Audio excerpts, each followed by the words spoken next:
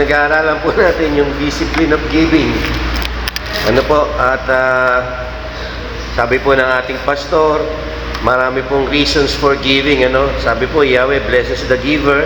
Makita po natin yan sa Acts 20 and 36, Psalms 41 and 1-3, 2 Corinthians 8, 1, 2, 6, 7, 9, 8, 14. Naatake na po ng ating pastor yan. Sabi po ni pastor, Yahweh loves a cheerful giver.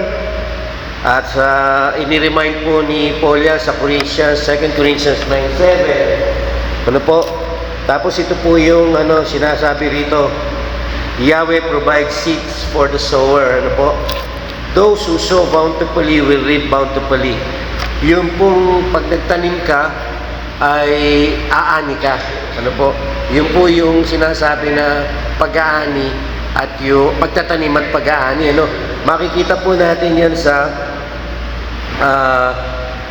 2 Corinthians 9:6. Ayan po, dapat sinasabi ko, ang nag-aasik ng bahagya na ay mag-aani naman ng bahagya na, at ang nag-aasik ng sagana ay mag-aani naman ng sagana. So makita po natin yan, na yan po ay pag nagtanim ka, mayroon kang aanihin. Amen po ba? Lalo na po dito sa ating church, at nagpapasalamat po tayo dahil andyan ang ating pastor na pinipilit po niya talaga na tayo ay tumayo po dito sa harapan. Kung maaari lang po, pagka po nag-preach sa ating pastor, sana po lagi po tayong attentive. Sana po lagi po tayong mag-amen para po makita niya na pinakikinggan po natin siya. Mahirap po kasi sa kanya eh. Alam po natin kung ano yung karamdaman niya. Kaya mag-adjust po tayo pag po nandito ang pastor natin sa pulpito. Alerto po tayo. Pag sinabi niya mag-amen tayo, mag-amen po tayo. Pakita po natin yung ating pagmamahal sa kanya. Pakita po natin na naiintindihan po natin siya. At ginagawa po niya ang best niya. Di po natin alam, baka po sagutin ng Panginoon yung ating prayer. One day, talagang bumalik yung dating pastor na natin kilala sa pagpipreach, yung wala na po siyang karamdaman. Amen po. Pagpatuloy po natin, pasensya na po kayo, pagpasensya na niyo po ako, at pagpatuloy po natin yung preaching ni pastor. Sabi po rito, those who sow bountifully will reap bountifully. Tama po yan. Pangalawa po, not for personal consumption. Sabi 2 Corinthians 9, verse 9 nga, not 2 Corinthians verse 9. Sabi po ito, gaya na nasa sulat, siya nagsabog, siya nagbigay sa mga tuka ang kanyang katwiran, ay nanatili magpakailanman. So makikita po natin yan na ang pagbibigay is not for personal consumption, but to have all sufficiency in all things, but to have an abundance for every good work, and see us confirmed by a quote from Psalms 112:5-9.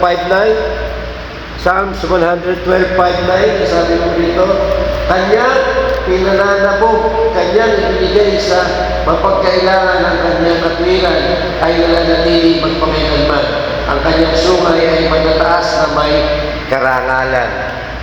So, to multiply the seed for even more good, sabi sa 2 Corinthians 9:10-11, 2 Corinthians 9:10-11, sabi, yamang kayo'y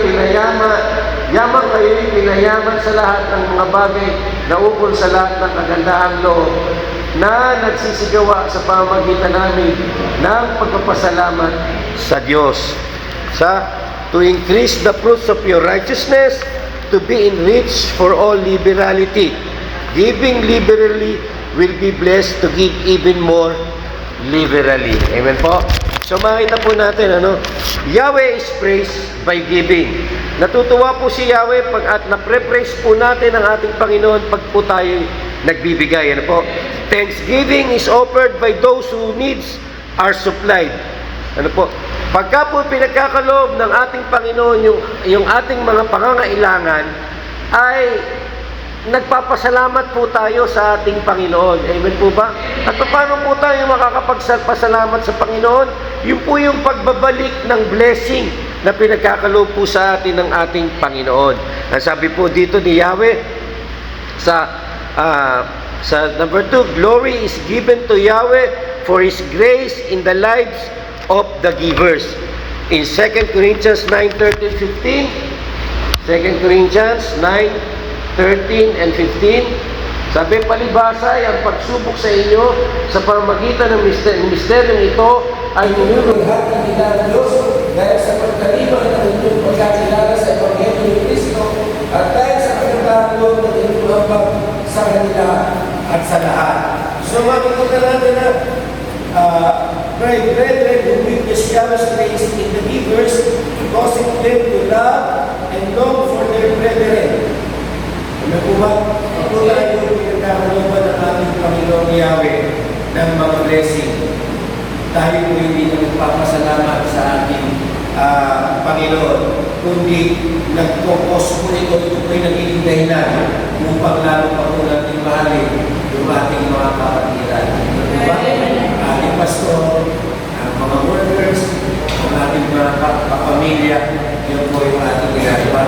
So makikita po natin dito, causing them to love and long for their brethren. Nasa Philippians 1:3-8 po yan. Hindi ko na po babasahin. Sabi po, giving liberally will strengthen the bonds of brotherly love. We certainly have good reasons to give, and examples like the Macedonian inspiring us to give. Finally, some quick thoughts on it. So makita po natin yung po lagi natin pinapagin, pag pinag-aaralan po natin yung pagbibigay, yung po mga taga-Macedonia. Yung po mga taga-Macedonia, sabi ko po, ay mga mahihirap lang po sila, wala po kumayaman sa kanila. Pero dahil po sa kanilang kahirapan, sila pa po yung nagbigay. Yung sisters kay Paul, sa pamangkailangan ni Paul. At naiintindihan ko po kung bakit natin po pinapagin ito po yung gusto iparating sa atin ang ating mga pastor. Sapagkat sa ngayon po kasi meron po tayong ginagawa po sa taas. Nakita ko po, maganda na po. Pagka po balik kayo, maaaring po, mamaya siguro, balik po tayo, ipanalangin po namin yung ating ginagawa sa taas at ipag-pray po namin na lahat po tayo gamitin ng Panginoon para makapagbigay doon po sa ginagawa natin sa taas. Actually po, sa totoo lang, hindi lang po natin, hindi po para sa atin yan, tayo mga maiinim ang buhok na sa tina. Hindi na po para sa atin yan, kundi para po sa mga henerasyon, sa mga bata natin ito. Para po sa kanila yan. Kaya paano meron po tayo iiwang magandang lugar para sa nila ang ating Panginoon Yeshua Christ. Bagamat nasa sa puso po natin ang ating Panginoon Yeshua Christ. Ano po ba? So makikita po natin, there are different ways to give. Giving is not limited to money. Hindi po limited sa meron lang yung magbibigay. Kung meron kang talento katulad po ng mga umahawit dito, umawit ka para sa Panginoon.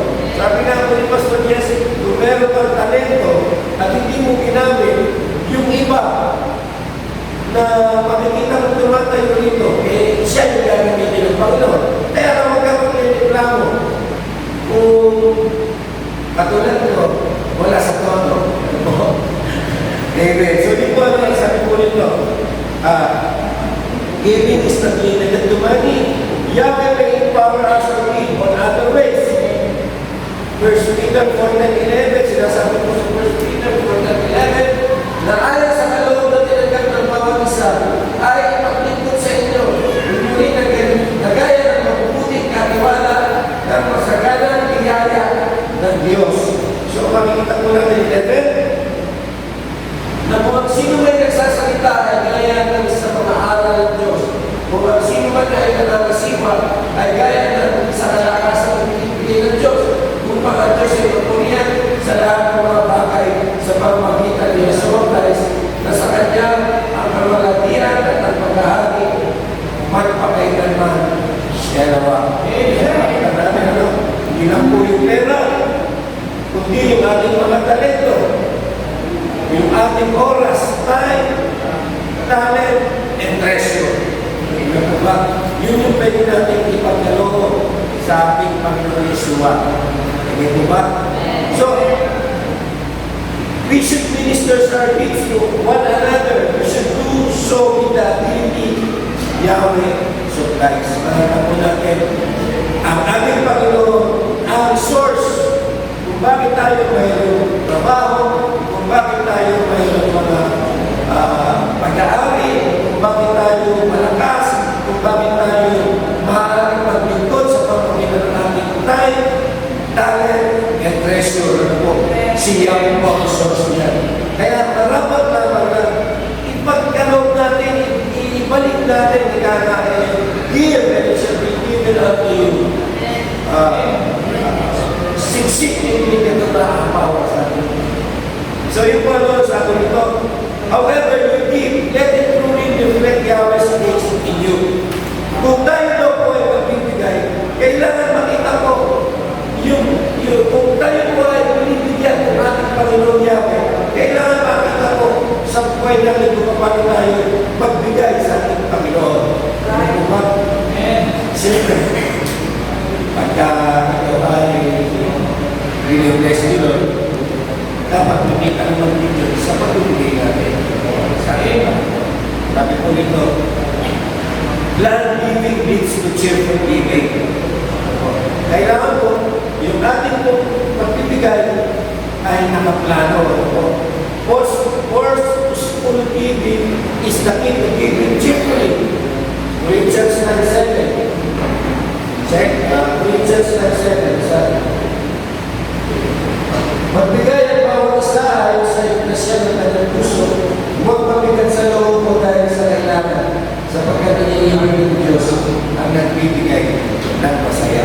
So, kung tayo nagbibigay ng masaya, at yung pong pagbibigay natin ay purposeful, yung pong pagbibigay natin ay maluwag sa ating kalooban, at hindi po tayo nagbibigay dahil na pipilitan lamang po tayo. Nagbibigay tayo dahil gusto natin talagang magbigay. Amen po ba? Alam din po sa ibang church, magugulong po kayo.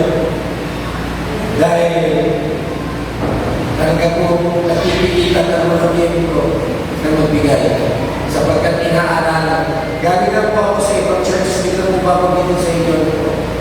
Kaya nag-privilege siya, sabi niya, alam mo, yung aking mga miyembro, tinuruan ko magbigay. Kasi kung hindi po sila tuturuan magbigay, hindi sila magbibigay.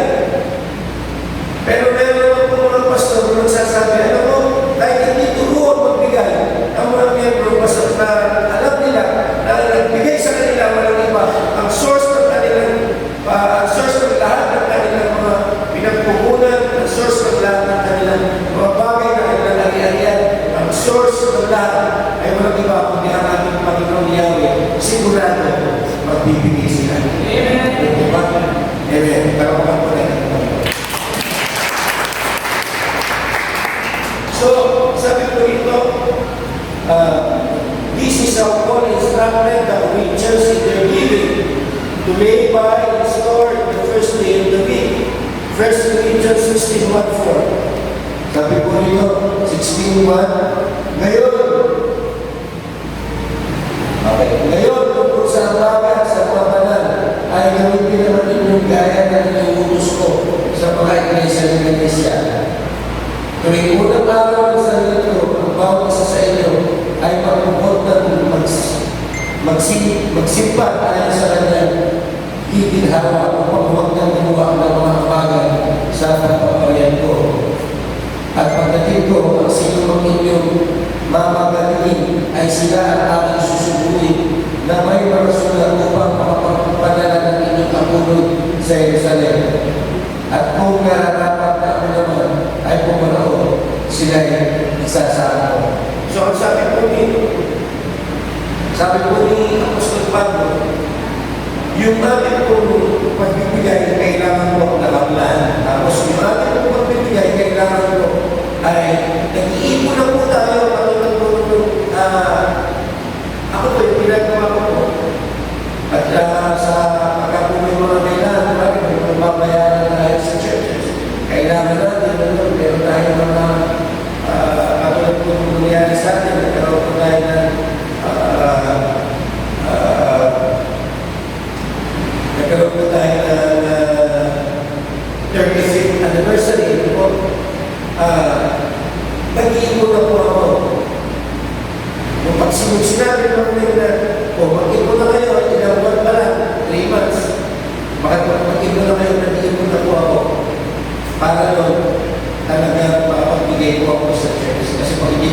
ginawa yung pag-ipon, hindi pa lang yung pera na ubus Naubos mo talaga. Pero kailangan na po, ano po ba yung priority natin ang sino?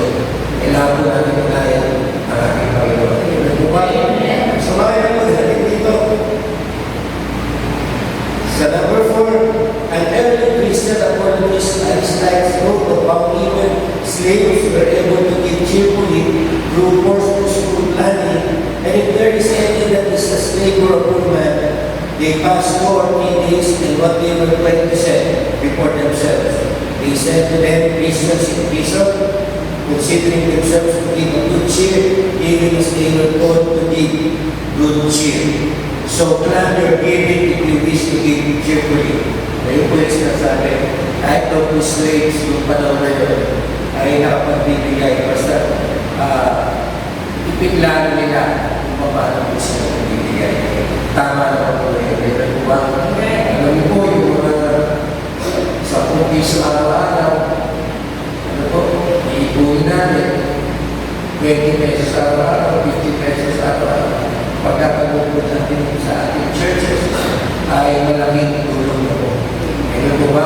Okay, maraming salamat po. Sabi po rito sa script, habang po ba na ito Opo, sige po, ito na lang po. Suggestion for giving, pag-ulit po. Sabi po rito, plan your giving to help the needy. We saw therefore instruct that plan giving to produce giving. As your pastor says so much aside for individual benevolence, start a separate account in which you put aside a certain amount each day, period, or set that amount to some charitable organization. Plan the use of your talents and time. Give to be seen of Yahweh and not to man. Matthew 6:1. Pero po ba? So, paano po natin? Paano po natin? Ibigay natin? Alamin po natin, sino ba source na natin?